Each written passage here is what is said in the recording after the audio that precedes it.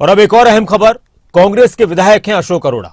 वरिष्ठ नेता हैं कांग्रेस के, थानेसर से चुनाव जीता था, लेकिन उनके साथ एक बैठक में हाथापाई हो गई, मारपीट हो गई। थानेसर नगर परिषद की बैठक चल रही थी और इस दौरान एक पार्षद प्रतिनिधि के साथ उनकी बहस हुई, कहा सुनी हुई और उसके बाद मामला हाथापाई तक पहुंच गया। वो तस्वीरें भी दिखाएंगे आपको। अब अशोक अरोड़ा और उनकी पार्टी के कुछ और विधायकों ने भी अपने साथ बदसलूकी के आरोप लगाए, बात की, तो उनकी तरफ से यह तक कह दिया गया कि अगर मेरे साथ हुई घटना के ऊपर कोई कार्रवाई नहीं की जा रही तो फिर मेरा एमएलए रहना भी बेकार है।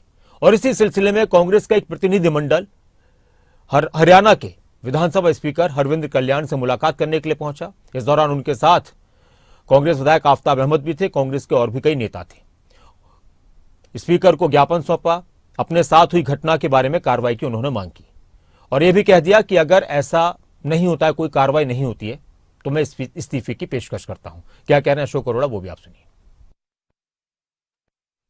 सरकारी मीटिंग में हम अपनी ड्यूटी करने गए जो जनता ने हमें सौंपी हुई है, एक हमारा अधिकार है।